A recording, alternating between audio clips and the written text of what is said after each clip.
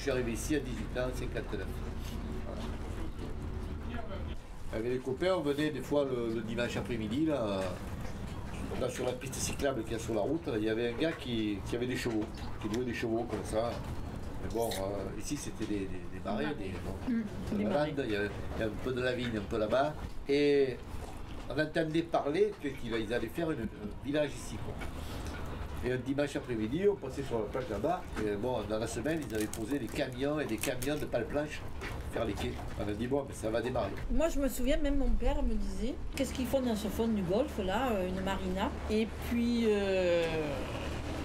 c'est sorti, et c'est une réalisation magnifique pour Grimaud, pour tous ceux qui aiment le bateau. Parce que là, lui, ce qu'il a réussi, c'est ça, quoi. Ouais. C'est ce qu'on voit là, quoi. C'est la douceur de l'architecture. Ben oui. Ouais. François, c'est Spoilery, quand toute la tranche était peinte, il prenait son Neptune, son petit bateau, et il passait toutes les heures, le matin, à midi, le soir, et il marquait. Ouais. Et puis tu voyais arriver le peintre qui peignait une façade. Toi, tu n'avais rien vu au début, oui, mais le coup après que tu venais, c'est génial. C'est vraiment mieux comme ça. Ouais. Enfin, toi, tu peux en parler parce que tu as travaillé avec oui, les palettes. C'est vrai qu'au départ, les gens n'y croyaient pas. Et ça sentait mauvais, c'était le fond du golfe. Pour lancer le chantier, bon, il fallait faire déjà des kilomètres de quai. Ouais. Il fallait investir. Investir beaucoup, quoi. Bon, là, c'est un peu plus à la gorge. Ouais. Et puis au fur et à mesure, ça a pris. 70, ça s'est déclenché. 70 des maisons. Je veux dire, c'est quelque chose d'extraordinaire. Et c'est un peu ce que ton père, qui était navigateur maxi... Avoir son bateau devant la maison pour un architecte naval qui fait ses bateaux, qui ne pense qu'à naviguer et qu'à dessiner des bateaux. C'est sûr que quand il était dans le port de Saint-Tropez, qu'il y avait un coup de vent et tout, il fallait quand même s'habiller, il fallait quand même descendre au port. Et tandis que là, il ne faut aussi pas oublier que ceux qui aiment la mer et les bateaux, l'avoir là, c'est comme avoir à sa maison, sa famille, c'est truc, je veux dire, ça change tout. Voilà, ça change tout, c'est un truc extraordinaire. Quand tu arrives dans le port, tu vas prendre la femme, les gosses, je pense que c'est ce que tes parents et ton père là, c'est... Alors que là, bon, tout le monde sort, on s'en va, quoi. Ton père l'a acheté sur plan, toi? Oui, on avait d'abord la maison, la petite maison là d'angle, là. La rose, là? Non, la blanche avec les volets de la plagette, là. Et puis, donc, à l'époque même, on était obligé de passer par la plage parce qu'ils n'avaient pas terminé la route. Donc, on passait par la plage. Lui, le rêve, c'était d'avoir ses copains autour de la maison. Il disait tout le temps aux gens, mais venez, c'est merveilleux, Port Grimaud. Et puis, bon, on n'avait qu'une place, 2 places devant la maison. Et puis, il a vu que, là, il construisait une maison qui était pas mal. Et puis, finalement, il a vu, il a demandé. Et puis, finalement, ils avaient décidé de faire 2 maisons. Et alors, il a dit, il faut acheter là, et puis comme ça, on aura plus de place, on pourra accueillir plus de gens qui aiment le bateau. Et donc, vous êtes les premiers à avoir vécu dans la maison. Personne n'a vécu avant, en fait. Ah non, ni là non plus, hein. Ni là non plus, forcément. Alors, quand on a déménagé... le premier habitant de cette maison, qui était dans les années 70. Oui. Il n'y a jamais eu d'autres habitants. Et puis ceux dont je me souviens qui étaient merveilleux, c'est quand on a déménagé, on a tout mis sur le bateau. Et moi j'étais au bout du bateau et j'ai dit... Avec ton nounours? Oui, j'avais un espèce de nounours avec une tête, tu sais, un tapis comme ça. Et j'ai dit, on y va. Et puis on a traversé. et puis voilà, c'est la seule fois où j'ai déménagé de ma vie. Pas beau, sur un bateau. J'avais quelle aventure 3 ans. C'est que du bonheur. C'est que du bonheur parce que on est libre, on a une aire de jeu magnifique. On a les copains à droite à gauche, on a des petits bateaux, on nageait. Moi j'avais une copine qui était en face. On disait, bon, allez, tu viens plouf. Et puis je nageais, où elle venait. Et aujourd'hui, c'est différent pour nos enfants, mais je crois que ça reste quand même, c'est resté, moi je vois pour Ophélie et Thomas, c'est quand même resté un endroit merveilleux. Mais cette aire de jeu dans ce golfe, c'est extraordinaire pour les enfants. Donc une maman qui a 40 ans aujourd'hui, elle trouve aussi encore extraordinaire que nos petits s'amusent comme ça hier soir à 8h30 du soir. Toi tu racontes ça. il y a quelques années, très peu, mais moi il y en a un petit peu. Un petit peu. Mais aujourd'hui, ces enfants-là, c'est des 14 ans, des 10 ans. Ouais. Et ça continue. Ouais. Ils vivent, quoi. Ils vivent. C'est un peu les vacances toute l'année. Ouais. La liberté. Ouais. Ben, je pense que c'est oui, plutôt on une travaille question. aussi un Voilà, petit peu. je crois que l'image, c'est la liberté. Et c'est ce qu'ils Mais, expriment c'est encore vrai maintenant. on a une qualité de vie qui est Je pense, extraordinaire. moi je pense Bon, aussi. on travaille, il faut s'organiser pour travailler, c'est pas toujours évident, mais on y arrive. Voilà. De temps en temps, il faut une petite piqûre de rappel, partir un peu en ville, voir, Faut aller voir, voilà, faut aller voir Paris. sortir de Port-Rimo, voir C'est beau Paris. aussi, Paris Paris. peut être très C'est beau, hein. magnifique, Ouais. c'est très beau. Je suis un peu parisien, donc les gens qui arrivent pendant les vacances, ils déposent leur voiture.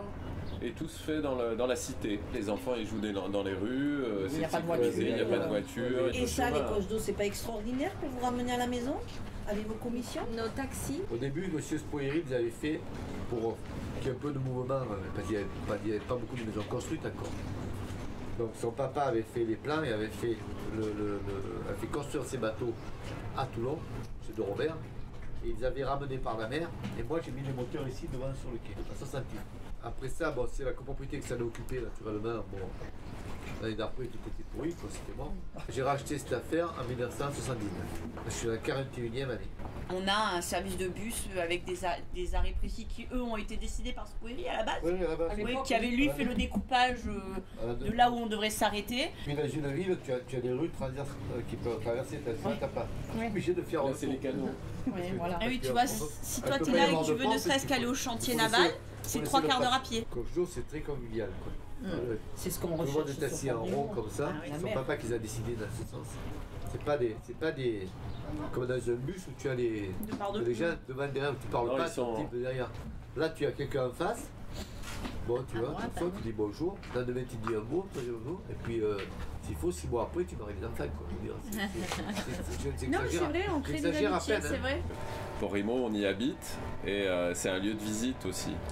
Donc il faut que tout le monde s'entende. Voilà. Il faut maîtriser un peu tout ça. Donc voilà, il y a des voitures, pas de voitures, les ponts, il y a plein de monde sur les ponts. Oh, mais ça se passe. Non, mais ça se passe bien. Ça reste assez équilibré, voilà.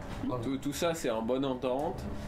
C'est peut-être dû à l'échelle aussi de la place du marché, des rues, des ponts, parce que ça reste une copropriété pour Rimo. Donc c'est un peu, c'est comme si c'était un lotissement hein, quelque part. Le public vient visiter, tout est ouvert.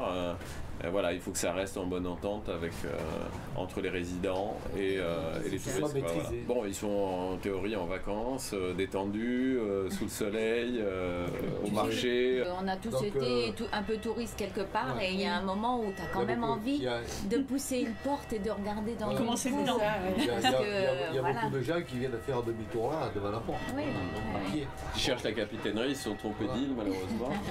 Oui, mais tu as aussi des gens qui veulent voir comment c'est fait de l'intérieur. Les îles où il n'y a que des maisons qui sont uniquement résidentielles ont été fermées au départ, donc ça permet quand même de canaliser en grosse partie le tourisme sur la partie commerçante et là où il a intérêt à aller entre guillemets. Les restaurants sont bien centralisés autour de ces zones particulières qui sont la place des artisans et la place du marché. Il y a l'église, la supérette. Après il y a la partie semi-résidentielle comme vous dites. On commence à passer un porche, on passe dans un autre espace qui est un peu privatif bien délimité. et semi-privatif parce que le public est encore accueilli et ça fonctionne. Oui, ça marche. C'était pas dans l'idée de cette Spoieri de fermer. De fermer, voilà, c'était pas Pas dans son idée. vous parlez de copropriété, il y en a évidemment qui ont dit un jour bon, on met une grande barrière, on ferme tout, on reste chez nous. C'est quand même pas une foule discontinue qui va et qui vient. Il y a 3 ou 4 qui arrivent, qui regardent, bon voilà, puis ça va. Non, c'est respectueux. Quand on se balade dans les rues de Port-Rimo, il y a toujours un petit angle ouvert et on aperçoit, on a une vue où voilà, on n'est jamais enfermé dans une rue. Il y a toujours un angle de vue, que ce soit vers la mer ouverte ou vers l'intérieur. C'est bien proportionné, voilà. On n'a jamais l'impression d'étouffer. Il y a quand même beaucoup de maisons et on respire avec des gens qui organisent, des gens qui font marcher tout ce village. Oui, parce que ça reste quand même un village malgré tout qui est lié au rythme de la saison, mais un peu sous l'influence de Saint-Tropez malgré tout. Mais il y a quand même une vie qui est annuelle, c'est-à-dire qu'il y a un petit corpus de commerçants ouverts plein nez, de pharmaciens, la supérette, la librairie, la poste.